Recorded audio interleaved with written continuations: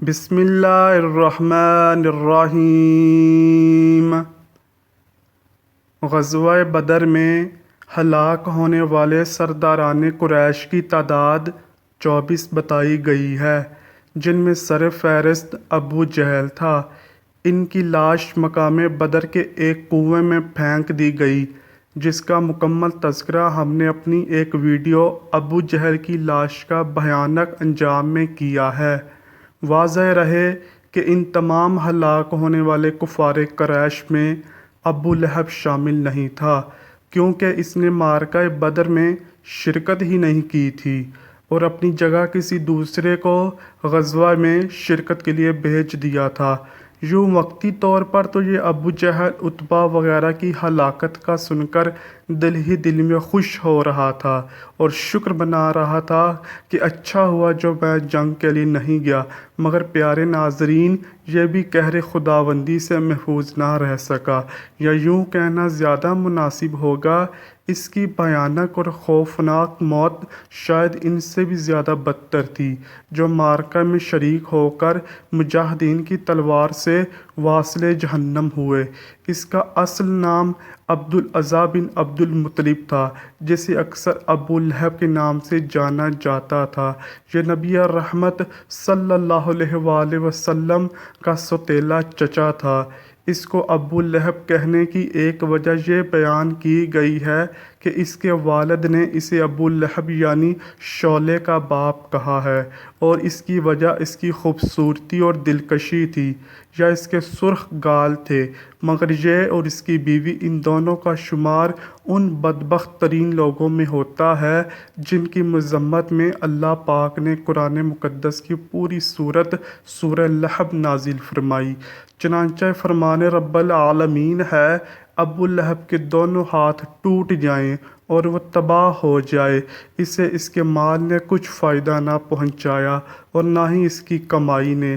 ان قریب وہ شعلوں والی آگ میں جا پڑے گا، اور اس کی خبیث عورت بھی جو کانٹے دار لکڑیوں کا بوجھ سر پر اٹھائے پھرتی ہے، اس کی گردن میں کھجور کی چھال کا رسہ ہوگا جس سے کانٹوں کا گٹھا باندھتی ہے۔ قرآن پاک کی اس صورت سے یہ بات تو روز روشن کی طرح عیاں ہو گئی کہ ان دونوں خبیثوں کے لیے دردناک عذاب تیار ہے، جس میں اب بھی گرفتار ہیں اور ہمیشہ رہیں گے۔ مگر آج ہم آپ کو اس ویڈیو میں آپ کو ابو لہب کی بھیانک موت کے بارے میں بتائیں گے، اور اس کی بیوی کا بھی تذکرہ آئندہ آنے والی کسی ویڈیو میں پیش کیا جائے گا۔ چنانچہ حضرت ابو رافع رضی اللہ تعالیٰ عنہ فرماتے ہیں، میں حضرت عباس بن عبد المطلب رضی اللہ تعالیٰ عنہ کا غلام تھا۔ جن دنوں غزوہ بدر کے لیے کفار قریش روانہ ہوئے، میں زمزم کے حجرے میں پیالے بنایا کرتا تھا۔ میں بہت کمزور آدمی تھا۔ جب ہمیں علم ہوا کہ بدر میں قریش تباہ ہو گئے ہیں اور اللہ نے ان کو ذلیل و خوار کر دیا، تو اس خبر سے ہم نے اپنے آپ میں قوت و طاقت محسوس کی۔ انہی دنوں کا واقعہ ہے کہ میں ایک دن حسب معمول اپنے کام میں مشغول تھا۔ ام الفضل میرے پاس بیٹھی تھیں۔ بدر کے واقعے پر ہم بے حد مسرت تھے۔ اتنے میں بد کردار ابو لہب اپنے پیر گھسیٹتا ہوا آیا اور خیمہ کی رسی پر بیٹھ گیا۔ اس کی پیٹھ میری پیٹھ کی طرف تھی۔ اتنے میں لوگوں کی آواز آئی کہ ابو سفیان بن الحارث آ گیا ہے۔ ابو لہب نے اسے اپنے پاس بلایا اور کہا، تم ہمیں بدر کے حالات بتاؤ۔ وہ ابو لہب کے پاس بیٹھ گیا اور لوگ اس کے ارد گرد کھڑے ہو گئے۔ ابو سفیان بن الحارث کہنے لگا، وہاں کی کچھ خبر نہیں ہے۔ وہاں تو یہ عالم تھا، جب ہم لوگ ان سے جنگ کرنا شروع ہوئے تو یوں محسوس ہو رہا تھا گویا ہم ان کے سامنے اپنی گردنیں پیش کر رہے ہیں۔ وہ ہمیں قتل کرتے یا قید کرتے، یہ ان کی مرضی تھی، اور خدا کی قسم میں اپنے لوگوں کو ملامت نہیں کرتا، کیونکہ وہاں تو زمین سے آسمان تک چت قبرے گھوڑوں پر سوار سفید نوجوان لڑ رہے تھے، وہ کسی بھی چیز کو باقی نہ چھوڑتے تھے اور نہ کوئی ان کے سامنے کھڑا رہ سکا۔ حضرت ابو رافع رضی اللہ تعالیٰ عنہ کہتے ہیں، میں نے یہ الفاظ سنے تو مارے جوش کے میرے منہ سے نکلا، یہ فرشتے ہوں گے۔ ابو لہب کا یہ سننا تھا کہ اس نے میرے منہ پر ایک زوردار تمانچہ رسید کر دیا۔ میں اس پر لپکا تو اس نے مجھے اٹھا کر زمین پر دے مارا اور میرے سینے پر چڑھ کر مجھے مارنے لگا۔ اتنے میں حضرت ام الفضل اٹھیں اور ایک لکڑی اٹھا کر ابو لہب کے سر پر دے ماری اور کہا، جب اس کا مالک یعنی حضرت عباس بن عبد المطلب غائب ہیں تو تو نے اس کو کمزور سمجھ لیا ہے۔ اس سے اس کے سر پر گہرا گھاؤ لگا۔ اور امام طبری علیہ رحمہ لکھتے ہیں، یہ چوٹ حضرت ابو رافع رضی اللہ تعالیٰ عنہ نے ہی اس کے سر پر لگائی تھی۔ الغرض وہ چوٹ کھاتے ہی وہاں سے بھاگ کھڑا ہوا۔ اس ذلت کے بعد وہ گھر پہنچا تو اللہ تعالیٰ نے اس پر عدسہ یعنی پھنسی کو مسلط کر دیا۔ عدسہ ایک رسولی کی طرح کا مرض ہے، یہ انسانی بدن پر نکلتا جو گلٹی کی طرز کا ہوتا ہے۔ یہ ایک جان لیوا مرض تھا جس سے مریض ایڑیاں رگڑ رگڑ کر تکلیف سے مرتا۔ اہل عرب اسے ایک جان لیوا وائرس خیال کرتے تھے اور مریض سے دور رہتے۔ یہی وجہ ہے جب ابو لہب اس مرض میں مبتلا ہوا تو اس کے گھر والوں نے اسے ایک الگ کمرے میں بند کر دیا، حتیٰ کہ اس خوف سے کہیں ہم بھی اس بیماری میں مبتلا نہ ہو جائیں، اس کے قریب تک نہ بھٹکتے۔ روایات میں ہے وہ 7 سے 8 دن تک اسی مرض میں ایڑیاں رگڑتا رہا، بالآخر ذلت کی موت مر گیا، مگر مرنے کے بعد کوئی بھی اس کی لاش کے قریب تک نہ گیا اور یوں اس کی لاش کو کمرے میں پڑے 3 دن اور 3 راتیں گزر گئیں، یہاں تک کہ اس کی لاش گلنے سڑنے لگی۔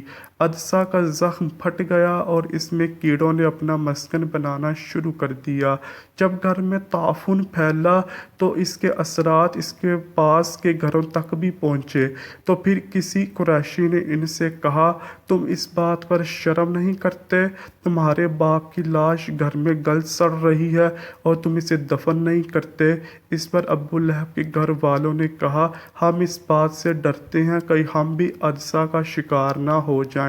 بالآخر ان سب نے مل کر ابو لہب کی لاش کو ٹھکانے لگانے کی ٹھان لی۔ انہوں نے سب سے پہلے لاش پر دور کھڑے کھڑے پانی بہایا، پھر اسے رسیوں اور کپڑوں کی مدد سے بغیر چھوئے مکہ کے بلند مقام پر لے جایا گیا۔ وہاں ایک گڑھا کھودا گیا اور لکڑی کی مدد سے لاش کو اس میں پھینک دیا گیا، پھر اس پر مٹی ڈال کر اوپر بھاری بھرکم پتھر رکھ دیے گئے تاکہ اس کی بوسیدہ لاش سے تعفن نہ پھیلے۔ ناظرین، اگرچہ ابو لہب غزوہ بدر میں شرکت کے لیے نہیں گیا تھا، جس کی وجہ سے وہ مجاہدین کے ہاتھوں واسطے جہنم سے بچ گیا، مگر پھر بھی وہ عذاب الہی سے کیسے بچ سکتا تھا جو کہ اٹل ہے اور ہر صورت مسلط ہو کر رہتا ہے۔ غزوہ بدر کے فوراً بعد جو ابو لہب کو یوں عبرتناک موت دیکھی تو اکثر قریش کو اپنے انجام کی فکر ہو گئی۔ روایات میں آتا ہے کہ ابو لہب کی اولاد میں سے درہ نے اسلام قبول کیا اور حدیث کے راوی بھی بنی۔ بعد میں عتبہ نے بھی فتح مکہ کے بعد اسلام قبول کر لیا تھا، اور وہ لوگ جنہوں نے دین اسلام کی حقانیت کو نہ پہچانا، ان کے لیے اللہ رب العزت نے فرمایا، جن لوگوں نے ہماری آیتوں سے انکار کیا، ان قریب ہم انہیں دوزخ کی آگ میں جھونک دیں گے، جب ان کی کھالیں جل جائیں گی ہم انہیں دوسری کھال میں بدل دیں گے تاکہ وہ مسلسل عذاب کا مزہ چکھتے رہیں، بے شک اللہ غالب اور حکمت والا ہے۔ ناظرین، اگر آپ کو میری ویڈیو پسند آئی ہے تو پلیز ویڈیو کو لائک کیجئے، شیئر کیجئے اور میرے چینل کو لازمی سبسکرائب کیجئے۔ ملتے ہیں اگلی ویڈیو میں، تب تک کے لیے اللہ حافظ۔